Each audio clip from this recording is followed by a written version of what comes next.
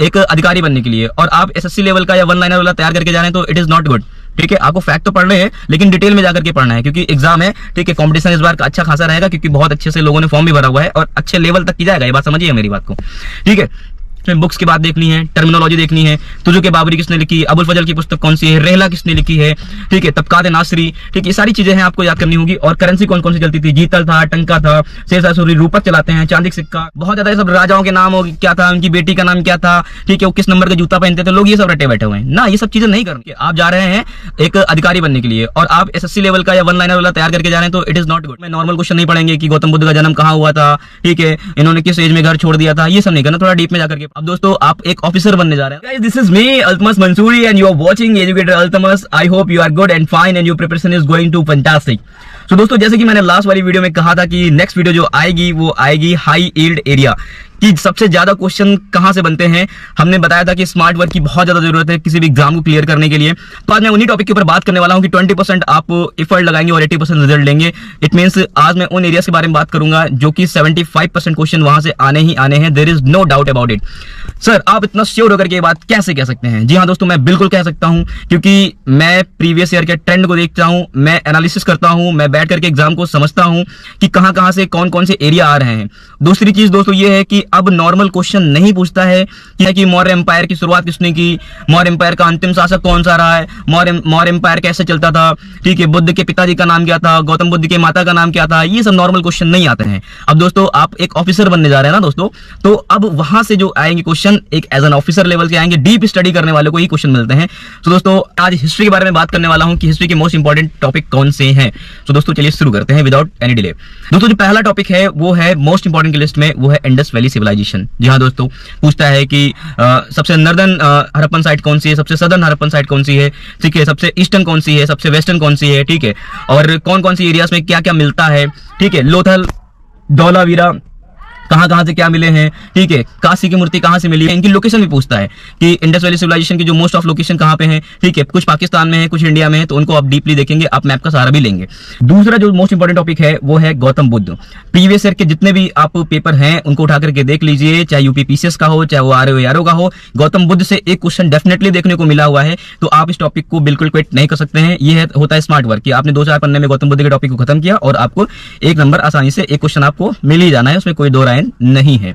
ठीक है, आप तो इसमें पढ़ेंगे क्या, फिर आपको बता रहा हूं मैं, नॉर्मल क्वेश्चन नहीं पढ़ेंगे कि गौतम बुद्ध का जन्म कहां हुआ था, ठीक है, इन्होंने किस एज में घर छोड़ दिया था, ये सब नहीं करना, थोड़ा डीप में जाकर के पढ़ना है। ठीक है, कि इनके धर्म का टाइप क्या था, 8 सूत्री मार्ग क्या है, ठीक है, 3 आर्य सत्य उन्होंने बताए हैं वो क्या है, इनकी बौद्ध संगीतियां हुई हैं, उन बौद्ध संगीतियों के संचालक कौन रहा है, उस टाइम का राजा कौन रहा है, ठीक है, कहां पे हुआ है, और फिर बौद्ध धर्म आगे जाकर के 2 पार्ट में बट जाता है, हीनयान और महायान में जाकर के, फिर उनके भी पार्ट होते हैं, तो आप इनको थोड़ा सा जाकर के डीप में समझेंगे। ठीक है, तो एक क्वेश्चन डेफिनेटली आपको यहां से देखने को मिलेगा।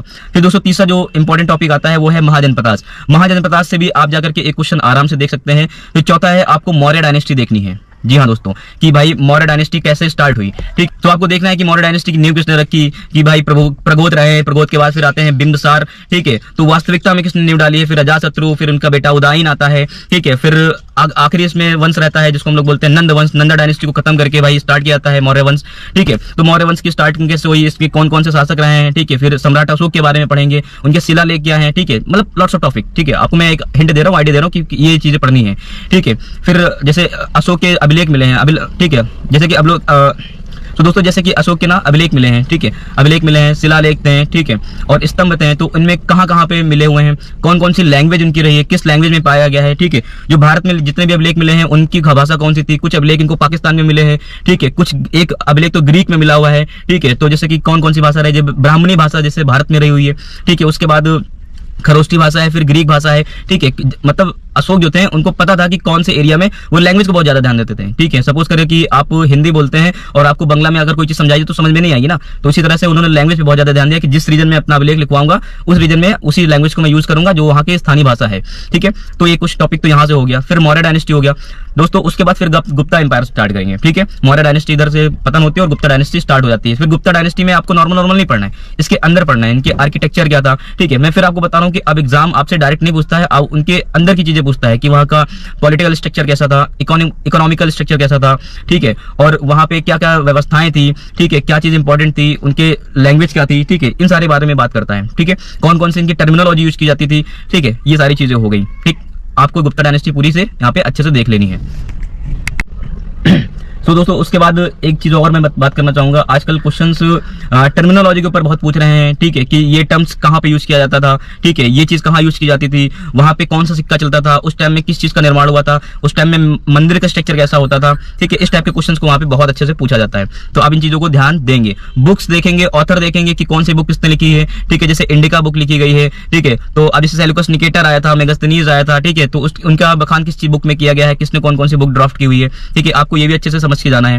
ठीक है, टर्मिनोलॉजी आप एग्जाम के लेवल को समझिए जरा। ठीक है, आप जा रहे हैं एक अधिकारी बनने के लिए और आप एसएससी लेवल का या वन लाइनर वाला तैयार करके जा रहे हैं, तो इट इज नॉट गुड।